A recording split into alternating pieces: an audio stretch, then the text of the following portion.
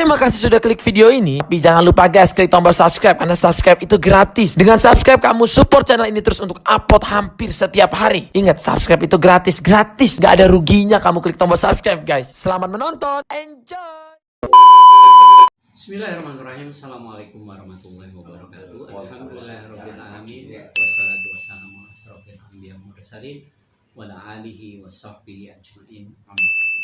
Rabbi shrah li sadri wa yassir li amri wahlul 'uqdatam min lisani yafqahu qawli. Puji syukur marilah kita panjatkan kehadirat Allah Subhanahu wa taala atas segala taufik hidayah dan inayahnya kita bisa bersua di kesempatan edisi spesial kali ini.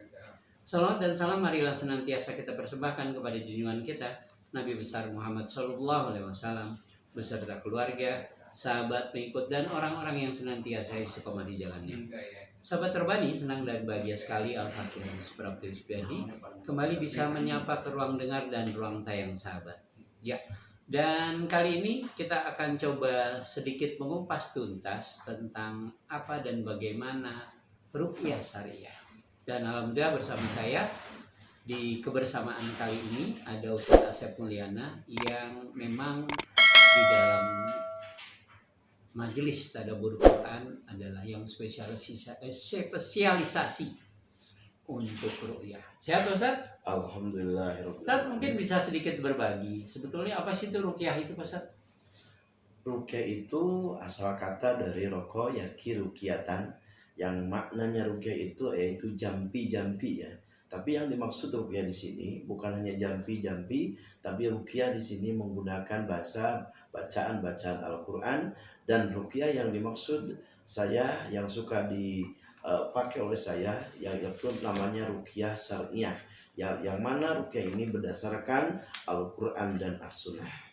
Bisa kita lihat dasar dari Al-Qur'an itu di surat 18 ayat 82, kata Allah Subhanahu wa taala, "Wa nanzilu minal Qur'an ma huwa syifaa'un wa rahmatul lil mu'minin," bahwa Al-Qur'an, Allah menurunkan Al-Qur'an sebagian ada yang menjadi penawar atau menjadi obat dan rahmat bagi orang yang yakin terhadap Al-Qur'an itu sendiri. Ya, kalau ada ruqyah syariah berarti ada ruqyah yang non syariah. Perbedaannya seperti apa ya? Tentunya ada. Tidak syariah. Ya, tentunya ada. Karena tadi ruqyah itu kan namanya jampe-jampe. Dukun menggunakan jampe-jampe. Nah, dukun dan ahli-ahli sihir itu pun sama ruqyah, menggunakan jampe-jampe. Tapi mereka tidak punya dasar secara hukum, ya, apalagi dasar menurut Al-Qur'an, tidak ada. Iya, kalau teman saya yang tadi di ruqyah itu suka ngejampein injunya jampe-jampe harupat. Nah, itu ruqyah. Itu ruqyahnya ruqyah syaitoniyah, bukan ruqyah syariah. Ya, kita kembali lagi konteks bocoran kecil lah Pak Ustaz. Sebetulnya prosesi ruqyah itu seperti apa sih Pak Ustaz? Yang garis besarnya Ustaz? Maksudnya apa? Ya, prosesinya tata caranya. Tata cara ruqyah itu gampang ya.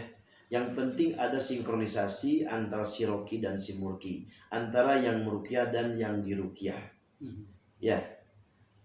Tugas yang diruqyah hanya memejamkan mata, menundukkan kepala, memejamkan mata dan berdoa dalam hati kepada Allah Subhanahu wa taala, meminta kesembuhan, meminta dijauhkan dari segala mara bahaya.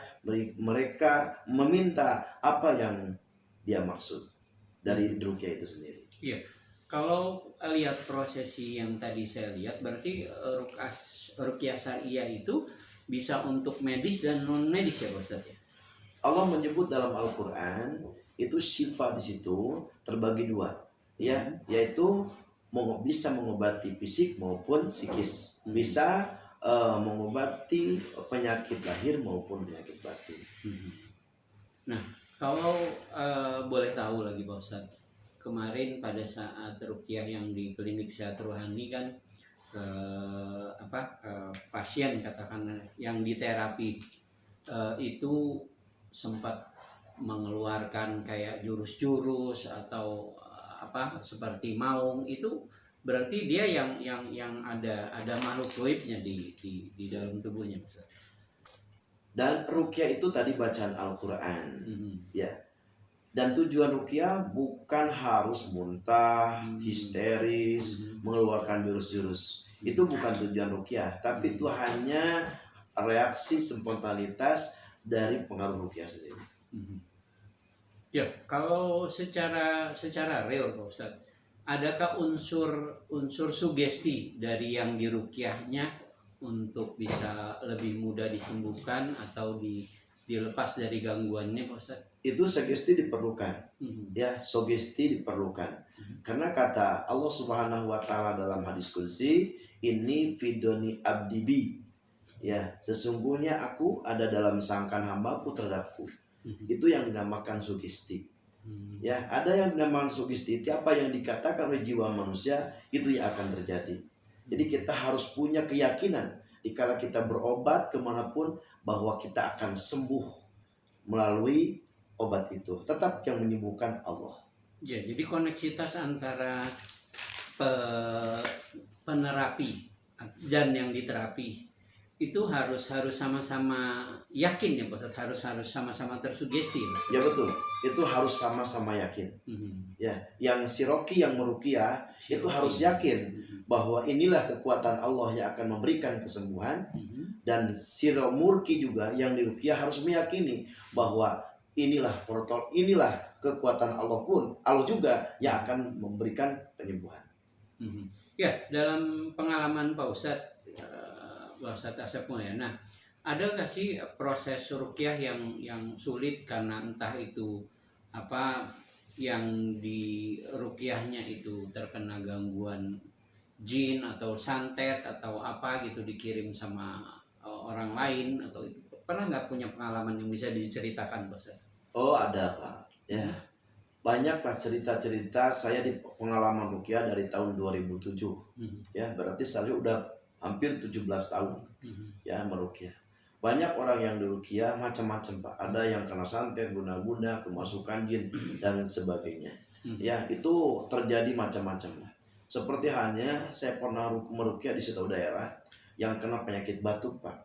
Tapi dia nggak sembuh-sembuh, melalui medis nggak sembuh, ya pergi ke puskesmas nggak sembuh, pergi ke dokter nggak juga kunjung sembuh. Akhirnya dia diruqyah sama saya atas izin Allah, alhamdulillah ya qadarullah. Begitu dia diruqyah, dia muntah, dan muntahnya itu seperti muntah di kendaraan, muntah pusing naik kendaraan, dan muntahnya itu pakai baskom ya. Yang paling merinding itu di muntahnya itu banyak binatang-binatang yang hidup Pak. Itu. Ya alhamdulillah qadarullah mereka sembuh.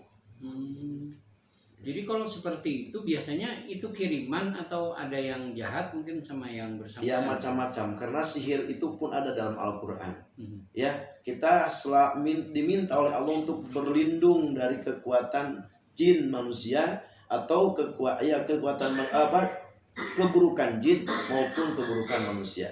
Kata Allah Subhanahu wa taala, qul a'udzu birabbil falaq min syarri ma khalaq wa min syarri nafasati fil 'uqad wa min syarri hasidin idza hasad. Juga di surat An-Nas surat ke-114-nya kita harus berlindung dari kepada Allah Subhanahu wa taala minal jinnati wan nas, bahwa jin dan manusia itu sering mengganggu terhadap manusia. Iya, Pak Ustadz, kan di dalam ruqyah itu yang dibacakan ayat-ayat suci Al-Quran. Nah, kemudian kalau pasiennya atau yang pasiennya itu non muslim, bisa nggak sih Pak Ustadz kalau ruqyah itu? Non muslim itu mereka itu kan tidak meyakini tentang Al-Quran, tentang kebenaran Al-Quran, maka tidak akan ada sinkronisasi. Betul ya. Ya. Artinya nggak bakal nerap ya Pak Ustadz. Iya, kalau misalkan non muslimnya. Muslim. Mungkin terakhir Pak Ustadz, seperti tadi yang Pak Ustadz sampaikan, pernah ada kejadian yang sampai batuk kan, seharusnya itu batuk kan seperti penyakit medis biasa, ternyata kan ada yang jahat gitu Pak Ustadz. Kan dalam sebuah riwayat juga sekelas Rasulullah aja pernah kena sihir ya Pak Ustadz. Iya, kena santet. Betul. Kena santet ya. Ya apalagi kita gitu. Sebetulnya apa sih Pak Ustadz yang harus kita waspadai atau ciri-ciri ya kita mendapatkan ciri wanci gitu loh, dapat waskita bahwa ini bukan penyakit biasa gitu yang pengobatannya harus di ruqyah gitu. Mungkin bisa dikenali seperti apa Pak Ustadz? Ada 3 hal bahwa penyakit itu sudah ada sihirnya, sudah ada gangguan jinnya, ya. Di antaranya yang 3 itu, yang pertama, penyakit itu susah didiagnosa. Jadi kadang-kadang diagnosa medis kacaukan, kadang-kadang sama sekali tidak bisa diagnosa. Orang pergi ke dokter kena sakit, tapi ternyata setelah diperiksa dokter mengatakan sehat. Itu kemungkinan ada gangguan jin atau santet atau sihir. Ya, yang kedua, menghilangkan reaksi obat sehingga obat tidak ada reaksinya. Kayak air di atas daun talas, lewat saja gitu. Yang ketiga, itu memperparah penyakit yang ada. Mahnya secara medis itu biasa-biasa saja. Tapi kalau sudah terasa, sudah jadi, itu sampai pingsan. Parah lah gitu ya. Itu saya mengalami di lapangan hal-hal seperti itu. Iya, dalam 17 tahun pengalaman Pak Ustadz, adakah pernah Pak Ustadz sendiri merasa bahwa terapi atau prosesi ruqyah yang Pak Ustadz lakukan ternyata tidak mempan lah bahasa kasarnya? Itu pernah nggak sih Pak Ustadz seperti itu? Soal itu kan qadarullah ya, atas semua atas izin Allah. Kalau Allah tidak mengizinkan, ya sehebat apapun dokter, sehebat apapun terapis, tidak akan sembuh Pak. Iya. Karena semua atas izin Allah. Siap Pak Ustadz. Iya, baik sahabat Robani, sekali lagi buat teman-teman yang ingin diterapi atau mendapatkan prosesi ruqyah maupun bekam, silahkan datang ke klinik Sehat Rohani di apartemen Buah Batu Park, lantai 1 D17, Jalan Adiaksaraya nomor 1, Kelurahan Mengger, Kecamatan Bandung Kidul, Kota Bandung 40267. Silahkan nanti akan didiagnosa terlebih dahulu kebutuhannya apa. Kalau memang ingin diruqyah, insya Allah nanti ada Ustadz Asep Mulyana. Kalau pengen dibekam, nanti udah Ustadz Edi Supriyadi, sarjana ekonomi, master ekonomi syariah yang juga beserta ibu. Jadi kalau memang ibu-ibu, nanti Ibu Edi yang membekam. Kalau bapak-bapak, Pak Edi yang akan membekamnya. Sekali lagi buat teman-teman dan sahabat juga yang belum subscribe, like, komen, dan juga share akun TikTok maupun channel YouTube-nya Robani Radio, silahkan dengan nama Robani 107.9 FM Bandung. Sekali lagi, Robani 107.9 FM Bandung. Terima kasih atas kebersamaannya.